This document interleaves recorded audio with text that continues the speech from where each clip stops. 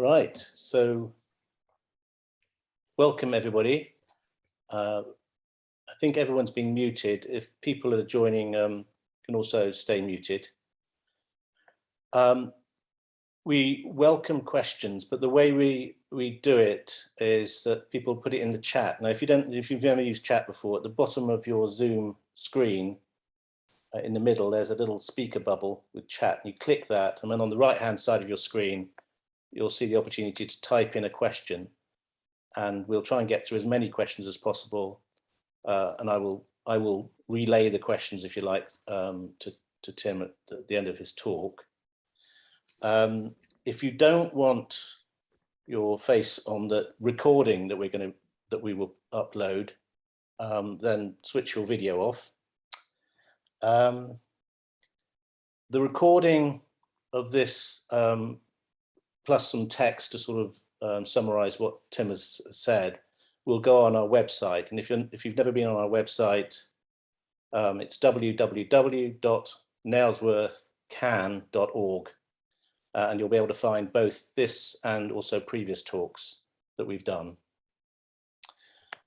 And what else? I think that's probably, yeah. So this this talk is really part of, we're having a bit of a push on retrofit in general, and we have a big event that we've organised, which is happening on the 11th of September in the subscription rooms and in the forecourt of the subscription rooms on Saturday, the 11th of September, and we'd really like for you to attend. Sorry, in Stroud, yeah, the Stroud subscription rooms. So that's going to be a big event, and really Tim's talk is going to help set the scene for that, we hope very much. So Tim, before we get going with your presentation, perhaps you can, I'll move this into speaker view so we can actually see you. So Tim, can you tell us what is retrofit and how did you get into it? Well, retrofit is installing insulation into a building in the context of buildings. So installing insulation into a building where it wasn't actually initially designed for. So we take a building from the 50s, 40s, whenever, and we don't change the structure. We leave that as much intact as possible, but we retrofit the insulation. So we're improving the energy standard without actually doing anything else. But of course, many people do generally do other things at the same time. They have a new kitchen, or their budget is to do other things as well. Yeah. Extension, whatever. And how I got into it was, I was about 10 years ago, I was a passive house designer. I qualified as an architectural technologist, and I knew I was really interested in passive house design, low energy design.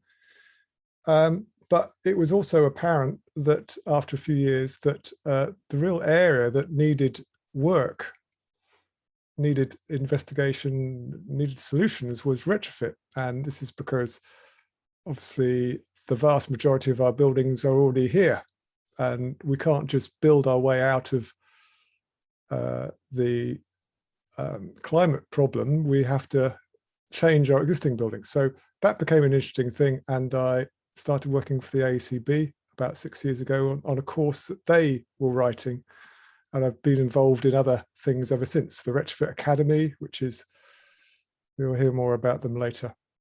But the AECB, so the main players in retrofit, I'm involved with all of them. Yeah, and playing quite an important role in developing their models and standards and so forth. Is that right? Yeah. Yeah. So we're very lucky to have you in the locality. And I suppose retrofit now has got a slightly, the definition has broadened. It includes things like mechanical ventilation and changing your windows and heat pumps and so on. So people will broaden the definition accordingly. I don't know if you buy into that broadened definition, or whether you... yes, of course. So if you increase the insulation of your building, be it a house or a commercial building, then there comes a point where a large portion of your heat loss is through ventilation and leakage of just air leakage. So the wind blowing through and passing through the house, and because the air tightness level of houses is really, really poor, and builders have got away with that for quite a long time. So there comes a point where when you're actually getting a low energy building, quite a low energy building, then about half your heat loss will be through ventilation and air leakage. So it is an advantage to start thinking about improving that too. And once you start improving that, and for other reasons as well, to make sure there's reduced condensation, then it's also good to start ventilating. If your house is being ventilated by the uncontrolled air leakage just drifting through it, then you're getting a certain amount of fresh air that way. But that's not ideal, because that means you have no control over it. If you do have control over it, then you then start going towards an MEV, which is controlled ventilation, mechanical extract ventilation, or even heat recovery. But that's quite a nice idea, because it recovers the heat from the air going out, leaving your house. Yeah. So that's also a good thing. Great. Well, maybe you could share your screen and we'll go through your presentation. And Yeah. I've encouraged people to type in questions as we go, and we can also at the end. Great. Okay, so hoping you can see that. Yeah. And really, I'm trying to address three issues, really. There's three aims for this talk: heat pumps versus fabric approaches. I'm just going to have a couple of slides on that, because it's interesting to see the difference. I'm then going to talk, the main part of the talk actually is fabric approaches to retrofit. And it would be good to mention that there are qualified people around, and there's quite a structure. There's quite a lot in place which you might not be aware of, and targets and standards and all sorts of things. So it would be probably good so that you can find people and or just be aware of what's around. So the first thing is heat pumps versus fabric approaches. So I will just change my mouse as well so that you can see it a bit better. If I change it to a laser pointer, you can probably see it a bit better. There we are. So in this slide here, what we're looking at first on the left, sorry to hit you first with a graph. I don't know if you're comfortable with graphs. Quite like them myself, but this graph here is a comparison of six different options. This one here is the tons of CO2 over the whole life of a building. Well, we're saying 60 years of a life of a building. This option here is powered by gas, a normal gas boiler. And we get about 160 tons of CO2 produced by that building. If we were to retrofit it with we could retrofit it in lots of different ways. We could retrofit it internally. There's two options for that. We could retrofit it externally with a heat, and all these options, I should say, are with heat pumps. Or we could just add a heat pump without retrofitting it at all. And if we do that, then all of these end up being in this region here. Or another thing, I've put a conceptual line in here. I don't know exactly where it would be, but it depends, of course, on what level of retrofit you do. But conceptually, if you retrofitted your house and left it on gas, then you'd be somewhere around there. So gas alone will do a little bit. A heat pump can do an awful lot. So you might be asking, well, why don't we just all go for heat pumps? It's a lot easier. It's just one measure. Well, there's a lot of reasons. You don't get any benefits with a heat you don't get any comfort benefits with a heat pump. You don't get I mean, there's a lot of co-benefits that we'll look at right at the end, but one of the biggest problems is that it's a bit more expensive to run. So you don't get the benefits, it's going to cost you more, and it's really expensive to install, except that there's a renewable heat incentive at the moment, which will pay for that. So it's not a open and shut case that you would just go for a heat pump, but that is possibly an option. The heat pumps, the reason they're more expensive is because the coefficient of the suitable performance factor, I should say, there's a thing called the COP, the coefficient of performance. But if you go to a heat pump installer and they start talking about the coefficient of performance, ask them about what the seasonal performance factor is, because the coefficient of performance isn't really relevant.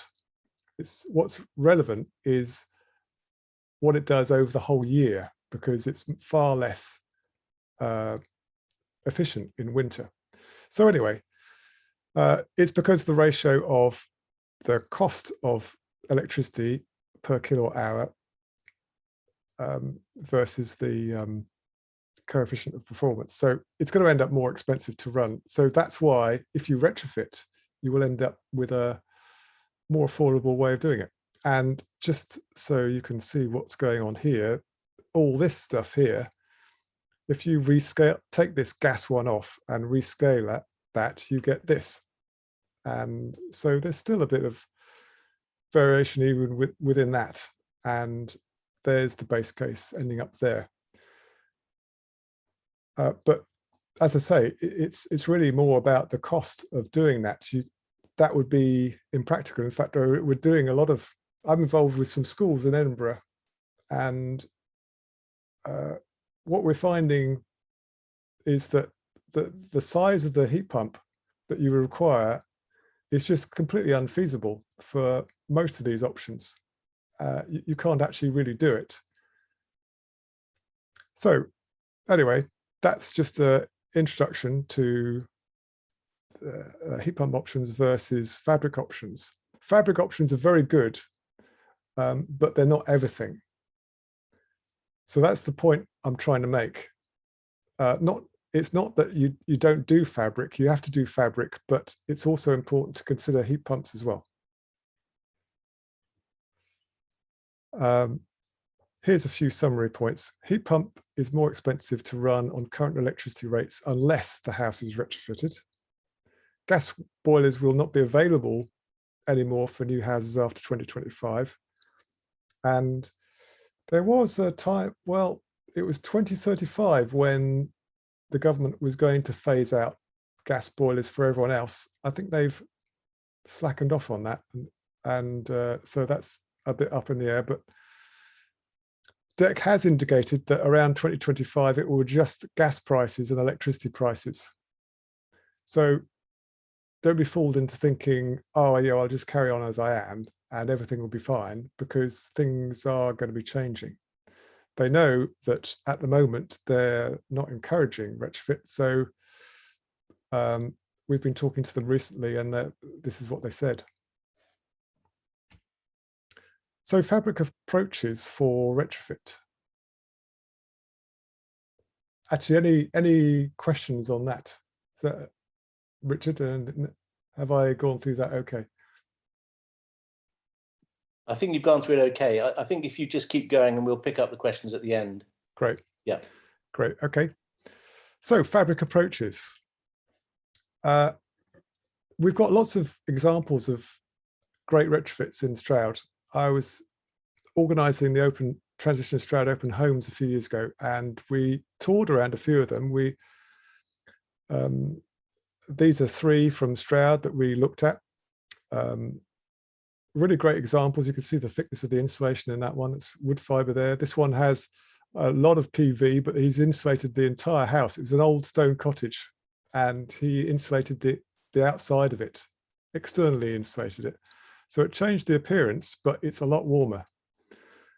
And this one was also a stone cottage. It's externally insulated. They've even recreated the sills.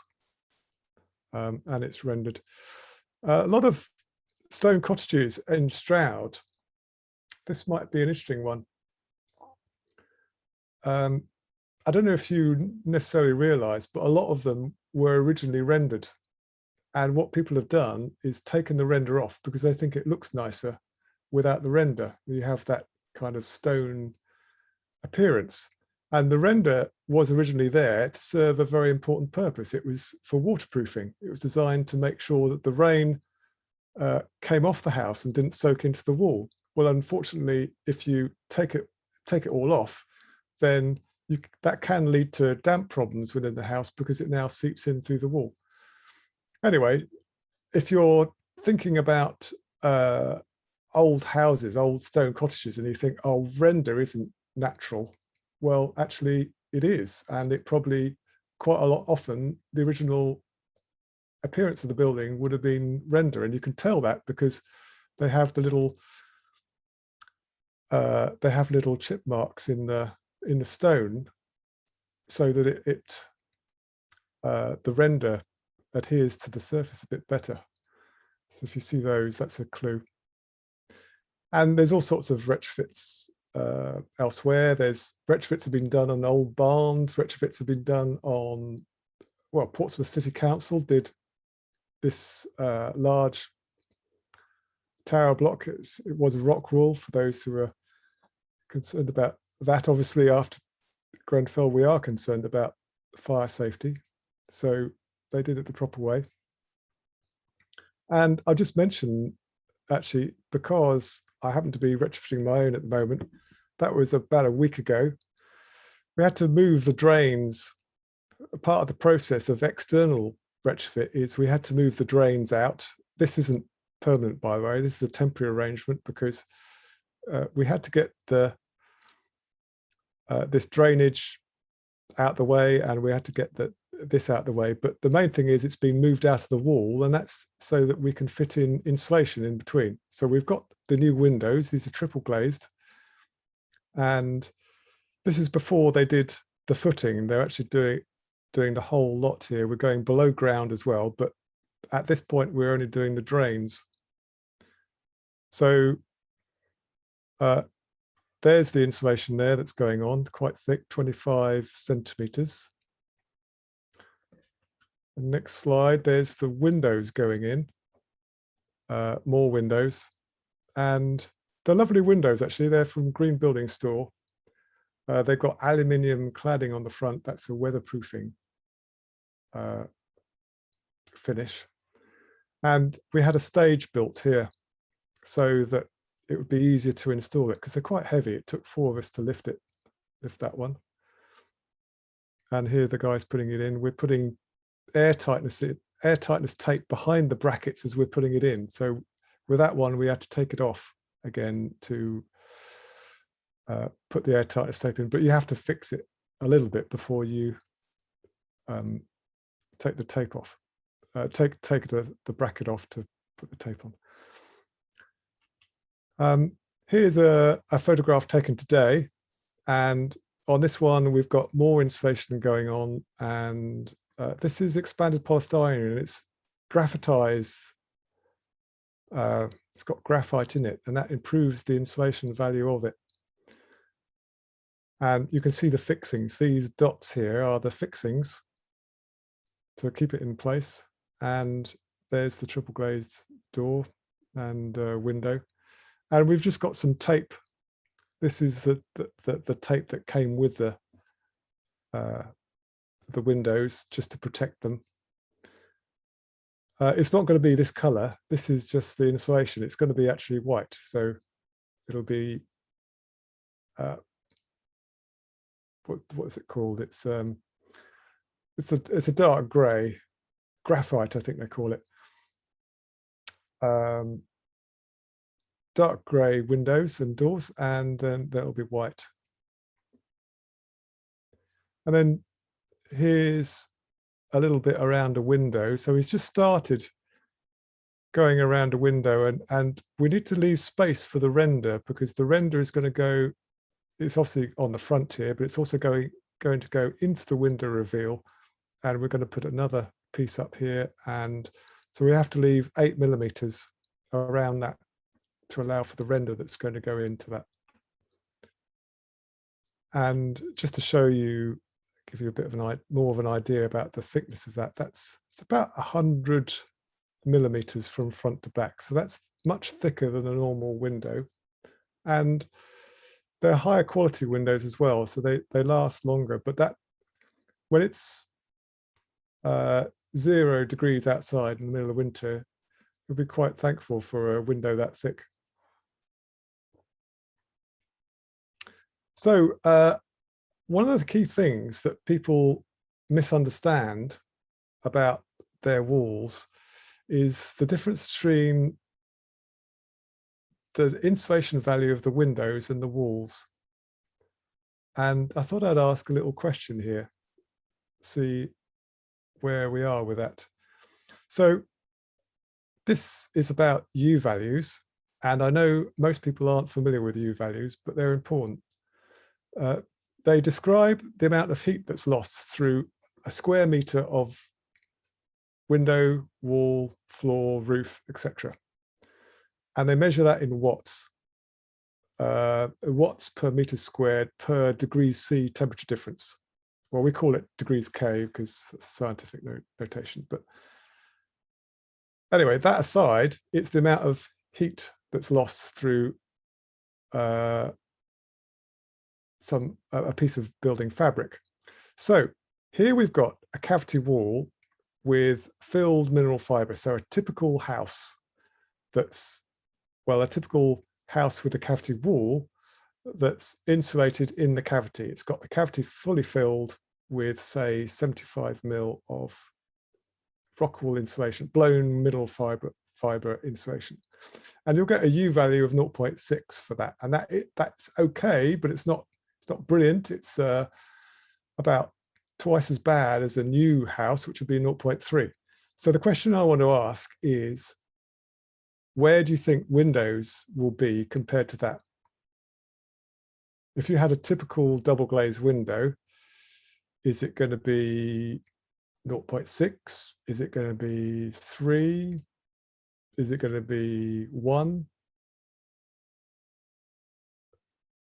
Any ideas? Richard Helen, I think, already knows the answer. But I was going to have a wild stab at 2. 2, okay. Any other ideas? Higher. I think much higher. 4. David Austin. Oh, David. Oh, I didn't put the face to the. I didn't see your name there. Good. Okay. 4. Well, okay. Any other ideas? Anything lower than that?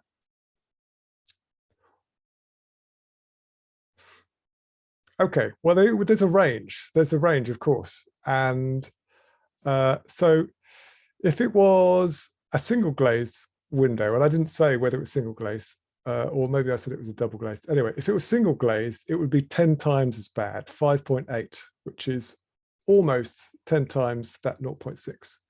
So that means if you had single glazing on a normal cavity wall insulated house, you'd be losing 10 times as much heat through the windows per square meter of it as the walls, which means your 1 square meter of window is worth 10 square meters of wall in terms of heat loss. That's significant. If it was double glazing, normal double glazing prior to around about 2000, then it would be 2.8, which is about 5 times as bad. That's still quite a lot. And so, David, you were pretty close there. And not really, but you've got to take into account the edges and the frame. Yeah, well, there's all sorts of complications as well. Yeah, this is the watts per square meter of the glass I'm talking about, and you're absolutely right, and we do that in the calculations, but yeah, there's a lot more to it, as you say. And then if you had the latest low E glazing, what does low E stand for? Does anyone know? Emissivity. Yeah, emissivity, right. So emissivity is the amount of, well, I don't know if I can explain it actually, but it's a low emissivity material emits less heat than a high, the emissivity of most materials is around about 0.9. Most building materials is about 0.9. And by having a slightly metallic coating on there, they can reduce that dramatically. Essentially, what it does is it reflects the heat back in. So that's quite a lot. But even so, the point I'm trying to make is that it's still twice as bad. So your window is twice as bad as your wall, and that means that it matters how much window area you've got.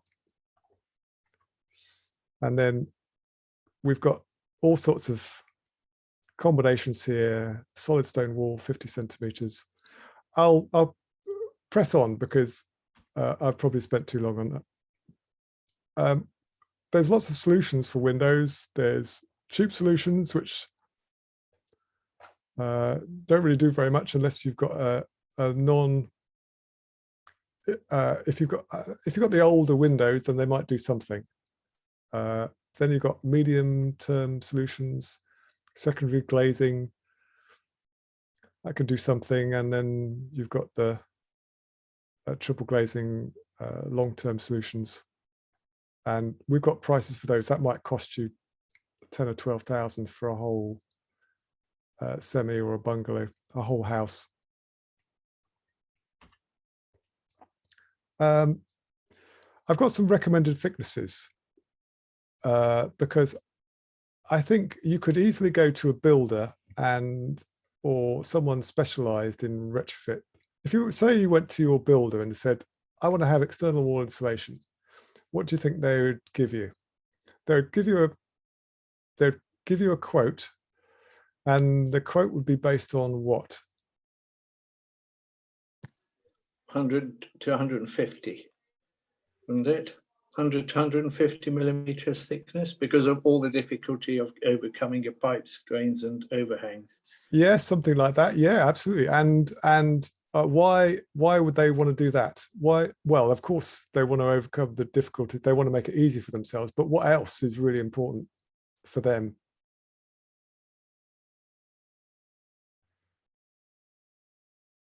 Okay, well, it's not an obvious question. I may have phrased it a little bit funny, but the point is they will base it on building regs, because most people get a few quotes from a few people, and they don't want to be undercut by someone else.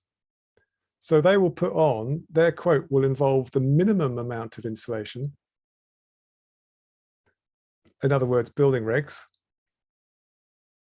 And that means they stand a good chance of beating someone else's quote, or at least matching it. And unless you specifically ask, now building regs is the legal minimum. It's not designed to be something you should aim for. It's designed to be almost criminal if you don't get it. So we should be aiming a lot better than that. And that's why I'm suggesting, if you're getting external wall insulation, don't be satisfied with the 50 mil or 100 mil that they offer you. You should be going for a bit more than that. Mine's 250. The floor insulation, this is actually, all these photos are from my house, actually, apart from that one. 250 of mineral wool. You won't get very much. You won't do very much if you put in just 100, because you've got 300 in your loft, probably, if you're adhering to the recommendations. 300 is the minimum. Well, it's actually 270, but near enough 300. So get professional advice on that. You should be having 300 to 400 in your loft as well. So lastly, I want to wrap up, hoping I don't go too much over time, by just talking about qualified people. There are people who are qualified in this area. Retrofit Academy and the ACB are both training people up to be retrofit coordinators. Well, the ACB not quite yet, but the Retrofit Academy certainly. And this is a qualification that's been around for a little while and is absolutely required for eco projects and some government projects. And there's consideration about when that might be necessary for all projects, but certainly all large projects, you'd be talking to a retrofit coordinator, and there's all these other roles that have been created by this PAS 2035. So if you hear about retrofit coordinator, or if someone says, oh, I'm PAS 2035 qualified, then that's a good thing. And you shouldn't be afraid of it. That's a really good thing. And your installer might actually say, oh, we're PAS 2030 accredited. So actually that means that they have to use a retrofit coordinator as well. The very fact that they're PAS 2030 installer means that the two work in tandem. There's qualified people from the ACB because there's ACB training courses. I'm not showing you this from a point of view of you learning, because I know few people have the time to do that. I'm just telling you so that you know what to look for people who are qualified, who might be designing your house or involved in your retrofit. And there's once you've got some qualified people, you might be interested in meeting a particular standard, and there are standards around. The ACB has a standard, and their standard is 50 kilowatt hours per meter squared per annum. So we saw a little bit about U values before. U values aren't enough to define retrofit. You can base it on that, but most people base it on the overall energy performance of the house. So this is what this is, and that's 50 kilowatt hours is around about the level that a new house would reach. So it's quite a good target, seeing as an old leaky house, an old stone cottage maybe, might be around about 400. So that's what, 8 times better than that. There's RIBA, Royal Institute of British Architects. They have a 2030 climate challenge where they have metrics for operational energy and embodied carbon. So that might be worth looking at. Obviously, that's another thing, just calculating all that. It's not that easy to calculate, although I've been involved in the calculations. This is the output of the ACB software that I've been involved in. And so you can have RIBA challenge results, you can have LETI results, and there's quite a lot to do with the embodied carbon as well as the operational carbon, so that we're trying to reduce both. And if you graph it together, it's actually quite an interesting thing over the lifetime. But anyway, we can't talk too much about that because that's quite a long thing, that one. And lastly, I want to just mention there are a lot of co-benefits as a homeowner. Certainly comfort in the winter. It avoids overheating in the summer, because when you fit triple glazing, for example, let's compare that with double glazing, conventional double glazing. Triple glazing doesn't let in so much heat. If you have sunshine shining on it, less heat will come through a triple glaze pane than a double glaze pane, and that helps control the heat during summer. And there are specific figures for that. You can, in a way, tune how much heat you want to come through there as you design the building. But generally speaking, we have these G values of around about 0.5 for triple glazed. It's more like 0.7 or 8 for double glazed. So that helps you in summer. But I'd say you'd need calculations to prove that, whether it's actually robust in terms of summer overheating. Improves the air quality, tackles moisture issues, style, quality of life, all that kind of thing. As well as, I suppose we shouldn't forget that it has co-benefits for society. I mean, you might be thinking just about what it does for your family. You might be thinking more about what it does for the country, or even, well, here's some pictures from 2007. That was Gloucestershire power station substation about to be flooded. It's only going to get worse. And I thought it would be good to be on the side that's doing something about it rather than the side that isn't. So that's my thinking on it. And thank you very much. So thanks, Tim. Perhaps you could unshare. Yeah. And we'll go back to viewing the gallery. Perhaps I could start myself with a few questions, and then we'll get into the chat. I think we've got a few questions in the chat. You made an interesting point earlier about comfort, because there'll be a lot of houses where, you know, actually there's not a lot of window. Yeah. And, you know, in terms of how much money, you know, how much budget a house has to spend on retrofit, they may decide that, you know, going hell for leather on windows is, you know, it could eat into the funds that they might want to spend on something else. So, well, it's an opportunity to rethink how much window area is appropriate for your building and change that if necessary. yeah, I was thinking of the point that you made about comfort, though, because if you're sat next to a bay window, for example, which is actually turns out to be quite cold, just by virtue, then that may be an argument which, you know, even though perhaps from a carbon reduction point of view, it might be relatively modest, from a comfort point of view, it might be quite significant. So these decisions aren't always, two different people may come up with different answers. There's not a single answer. It depends a lot on your priorities and on your what you want to get out of the project, say. Yeah. Yeah, it can vary, and I think this is why you have to look at the whole thing in the context of the whole house. It's good to consider the whole house. There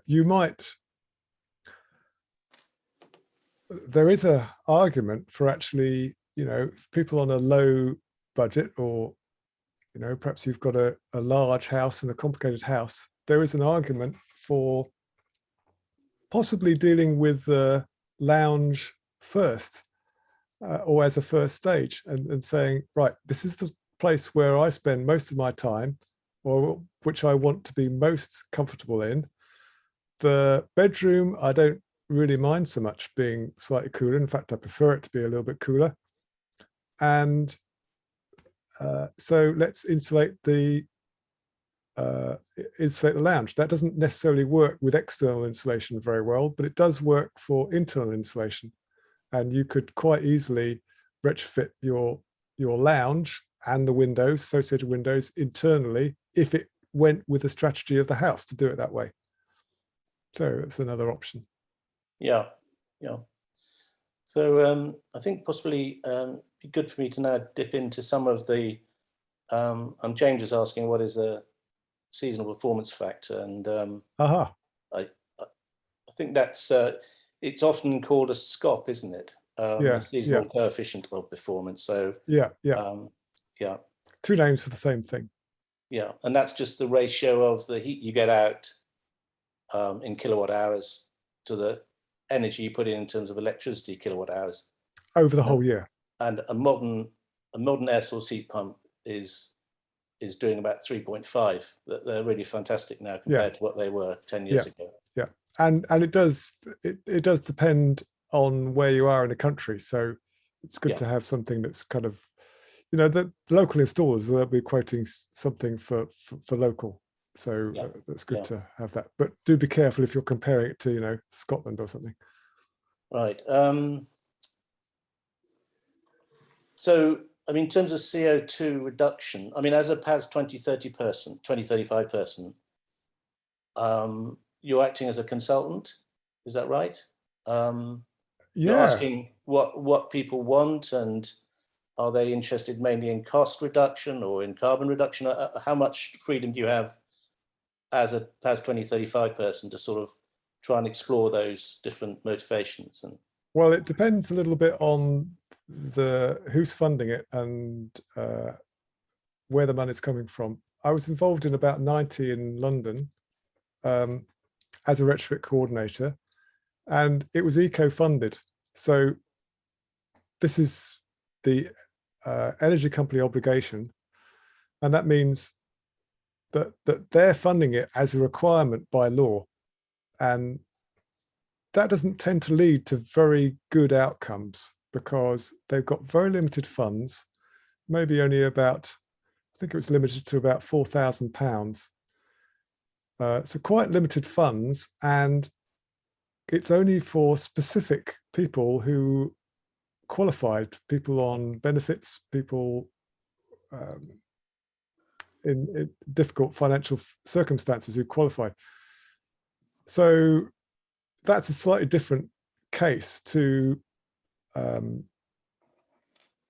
owner-occupied houses who could also employ a retrofit coordinator, but if they're able to fund it themselves, then there would be a slightly different objective, different outcome, and it also obviously depends on their budget. Okay, we've got lots of questions, so we'll try and rattle through them. Yeah. There's a question about where to get materials, and I want to combine that with another question, which is how green are these materials? Because I think some people, I don't know, obviously there's an issue about usability, ease of use, but also, I suppose some people would prefer to use natural materials. What's your view on availability and also where people can actually get hold of this stuff? Right. Well, this goes back to a slide I had earlier, which was comparing operational to embodied CO2. In my view, sustainability is quite a lot about the embodied CO2 of the material. So if we have a material that saves energy in your house, but costs an awful lot of CO2 to manufacture, then that we could say that's quite a poor material. And so you do find that oil-based materials are worse in that regard than wood fiber-based materials. So I've got no argument with people wanting to use wood fiber. It's a very nice material. It's about twice the price, but it's a good material to use. And if you want to use that, then that's great. There are cases where there are situations where it's difficult to find a natural material that is actually appropriate. So underneath the floor, it's a very difficult situation. It might get wet. There might be some damp issues. There are situations where you'd be hard pressed to find something which would work in an equivalent way. But you could have a suspended floor and you could have blown wood fiber in it. So there's always solutions. But I think the main part of the question really is perhaps a misunderstanding or not a full understanding of how embodied CO2 compares with operational, because the operational CO2, in other words, the CO2 you produce by running the building is huge compared to the embodied CO2 until you get to a very well insulated building like a passive house or a low energy building. It's hardly worth putting too much consideration in. If you're actually going for a deep retrofit, then maybe you would put some effort into thinking about that. But for most people, just having any insulation in is going to make a huge difference. And the difference is going to be in the amount of gas that you burn in the short term. And that's going to be more important than unless you're changing off the heat pump. Yeah, okay. Yeah. But I did say that as far as the next Saturday week goes, I wouldn't even raise this issue, because you can just say natural if you can get it, or rock wool or something like that, which is not going to give off gases or anything like that. But for people just doing something in their house, I think the embodied energy business, as you say, is going to be a fraction of the involvement as to when you run it. That would be my view. Yeah. Anyway. Yeah. Yeah. But if people are interested in natural materials, go ahead. Yeah. Yeah, the lime.org.uk, Taimar, is that how you pronounce it? I don't know. That'll be Dave Judd will be. Yeah, well, they're quite talking about that. They're quite an interesting outfit in Wales, but you find that they're sourcing a lot of their wood fibre insulation from Germany. So, and it's like as very difficult to get hold of. So, there is an element here, like you imply, of pragmatism sometimes. Right, back to the questions. Is it true that you need a room for a tank to install a heat pump? Generally, you do need a tank. I'll just quickly answer that one. Yeah. But I would say also, you may need a tank, but it doesn't actually have to. You can also have a heat battery, which is a smaller version of that. Yeah, but often tanks, if people don't have a boiler room, quite often they're fitted into lofts. So how do you approach difficult buildings or different older buildings like lath and plaster, where you can't necessarily rip it down and you need to say insulator, whatever. Right, lath and plaster is a bit of a health hazard. Is it? In my opinion, because it tends to go. I don't know if Dave Austin knows very much about this. Lath and plaster would be a traditional building, and there's a specific definition of a traditional building. It's a building without a DPC, so pre-1920, that sort of a era. And lath and plaster has horsehair in it to bind it together, and it has a tendency to go a bit moldy. And I'm not an expert in that, but I would be inclined to remove it and renew that area. Well, if it's a listed building, you probably don't have that freedom, even if it's... Well, do you though? Because the listed building, when you look at the listing, there'll be specific things in the listing that they mention. It doesn't apply to everything. It doesn't mean you have to live with a health hazard. It doesn't mean you have to live with mold. It means that there'll be very specific things that they want you to preserve, and you should talk to your conservation. That doesn't mean you can do anything you like. I think it's a judgment. I don't think it's a fixed list. Yeah. Talk to your conservation officer. I think you'll find that the conservation officers are very keen to keep lath and plaster. Oh, are they? And okay. It's only in situations where you might have fire issues that you might be allowed to overtack it, but you probably have to keep it there unless it really is seriously deteriorated. I've not heard of people suffering health hazards from it, I must say, because the hair is so embodied. It's when it cracks and starts producing dust, it's not at all nice. I must admit, I'm not an expert. That's only from what I've heard. I'm not really an expert on that area. Okay, I'm going to kind of keep pushing on. I mean, some people are concerned about access to tradespeople with the right skills, and there's trust mark companies, but some sort of concern about, exploiting rates and so forth. So, I guess this is an area where we really just need a push on training, isn't it? But have you got trust mark is good. Do you think trust mark's okay? Yeah. Okay. Trust mark is this thing that's associated with PAS 2035. So the trust mark arose because the government was concerned that things were going wrong with retrofit, and people were complaining. There were a number of high-profile cases where retrofit went badly wrong. Insulation fell off walls.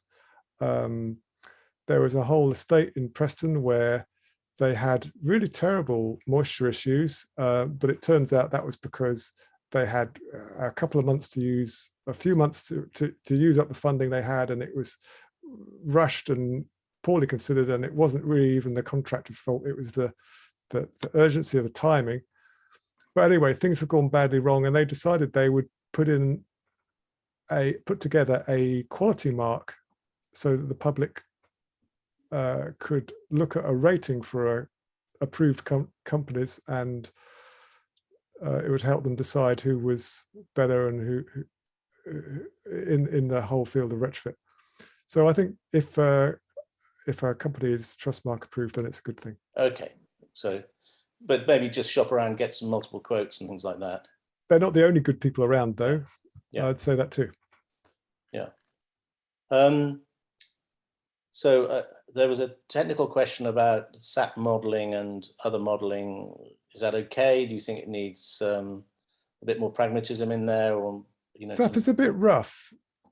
SAP is okay. Once you get into retrofit, though, there's a lot of assumptions in there which aren't quite good enough for a retrofit, because the error associated with a SAP calculation is, well, perhaps I should be more specific. RD SAP is the sort of SAP you get.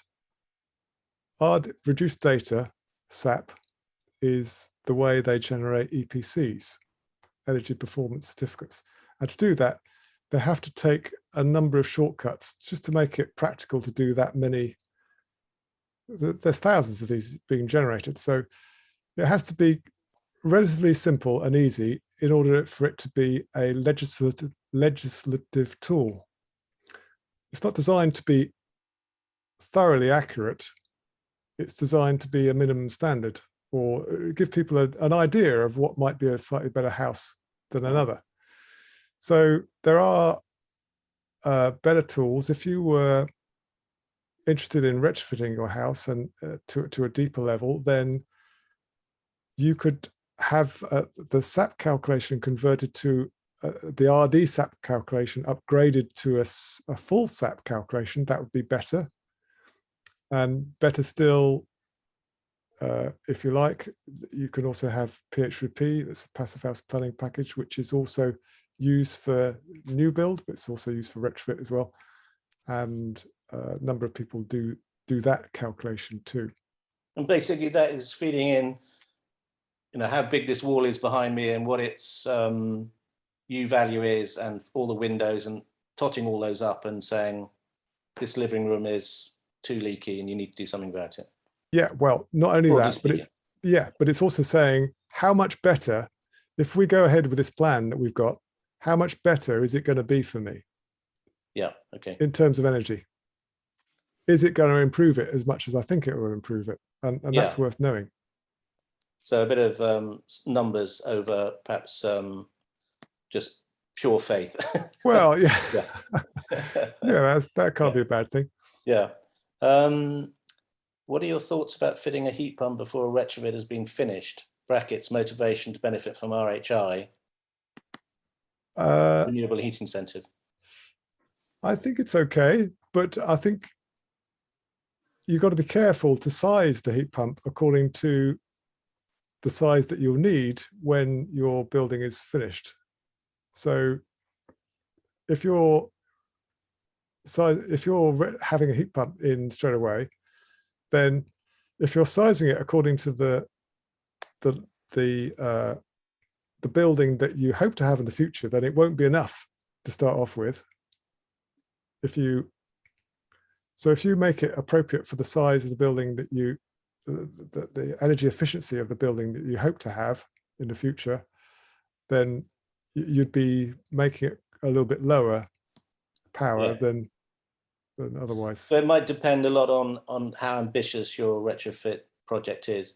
But just for a point of information, the minimum you have to do is loft insulation to that 270 or whatever you mentioned. And if you have a cavity, you have to do the cavity insulation. Oh yeah, that's the only thing you're required to do to qualify for so as you say, they actually have requirements. In order to qualify for the grant, you have to have insulated your house to a certain minimum level, which is what Richard was saying. You have to have insulated. You can't just have no loft insulation and no cavity wall insulation. So we've got 6 minutes. So one from Matthew. I don't know how you type them in. Sorry? Can I ask a question? Because I don't know how you type them in. Oh, sorry. Okay. I'm worried about on the show, how on earth are you going to incentivize people? Because comfort it's not going to be the main incentive, is it? I mean, most people own a house for about 7 years, I think, is a national average. So to sort of think of putting all this investment in, and these wretched estate agents, you know, people ignore it. They'll buy an E, or certainly a C or Crazy. a D, Yeah. if the reviews get there, you know. So actually, how would people invest? They won't get any more for their house when they sell it. So we've got to really say, well, you know, I mean, Okay. on this model I've made, I've tried to put in all the sort of pitfalls and the improvements, areas that can be improved. But some of them are quite expensive and some of them are inexpensive. By the time you're onto heat pumps and replacement windows, you're into a lot of money.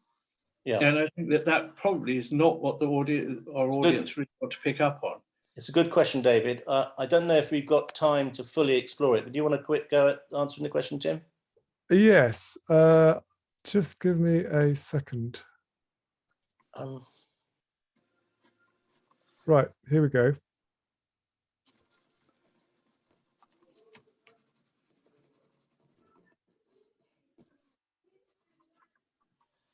Am I showing my screen?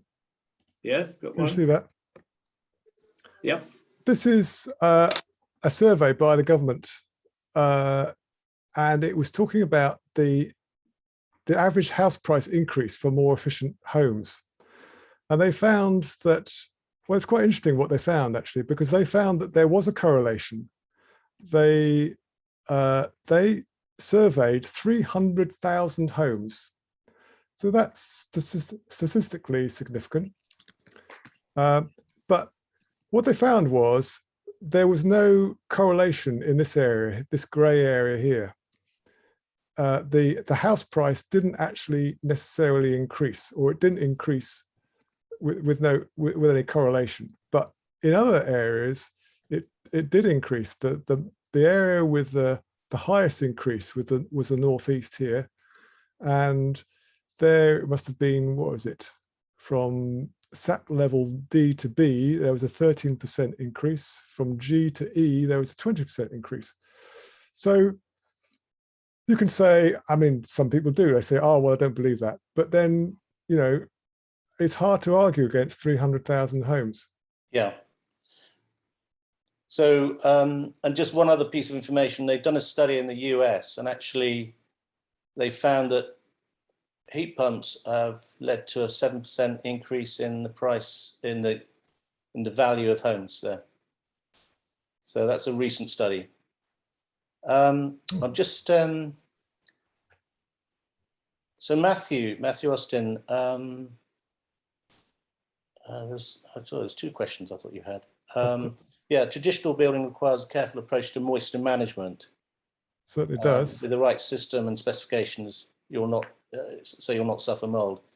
Absolutely. So it's easy to get it wrong, and we've had issues. Historic England are very concerned with use of vapor membranes. That they want breathable insulation, and so can you just talk a little bit about moisture in as a sort of what in traditional buildings?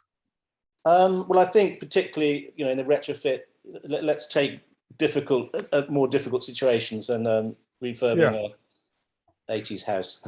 Yeah, well, okay. So an 80s house. No. I think if we focus on the older buildings, I think would be better. Right. Right. Yeah. Oh yeah. Right. So you're absolutely right. In traditional buildings, there has to be in terms of a retrofit coordinator, there's a specific increased risk from dealing with an old traditional building where it's got traditional. We're using traditional, that term very carefully to mean something that's pre-1920, which has no DPC, was designed in a different way to these modern cavity wall buildings. So there you have to be very careful about rising damp. You have to be very, very careful about moisture coming through the walls. The highest risk is from internal insulation there. So where you want to preserve the external appearance of your house, you need someone specialized, and you need someone who's used to traditional buildings. That counts me out, because it's a bit advanced for me, but there are people who can do that and who specialize in that. In fact, there'll be some around on Saturday, and it requires special insulation. The wood fiber is good for that. Essentially, on the inside, you have to use something that's capillary active. That tends to work quite well, but you have to also block the rain from getting into the outside. It's no point in having a capillary active insulation on the inside if you're just letting all the rainwater go straight through your wall. Yeah. So yeah. So I mean, this is where I think the important point is that you do need advice from people who understand absolutely the kind of building. I wonder if you could unshare your screen now. Oh yeah, yeah. Your thing, because I think we're trying to stick to there's a load of questions here, so I'm going to save the chat with the questions in. I may actually offline ask if you could attempt to answer some of the questions where we haven't managed to get around to. Well, there's more time on Saturday in a couple of weeks' time, so you could pop over. I'll try and put these into the blog, which will go with the recording of this as well. Yeah.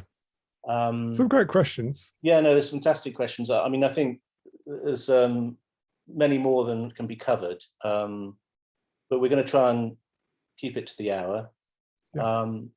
And I would encourage everyone who's around on the 11th to head into Stroud, and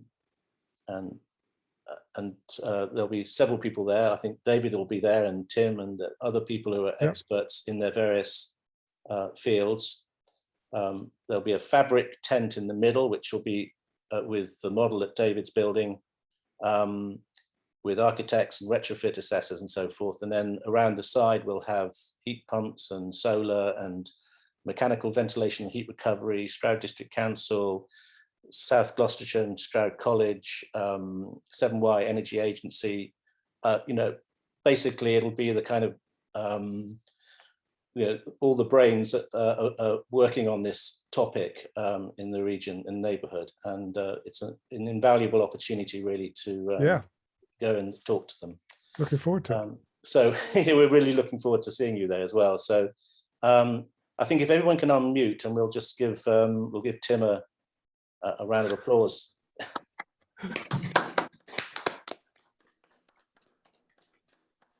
Well, thanks very much, everybody. Thank you.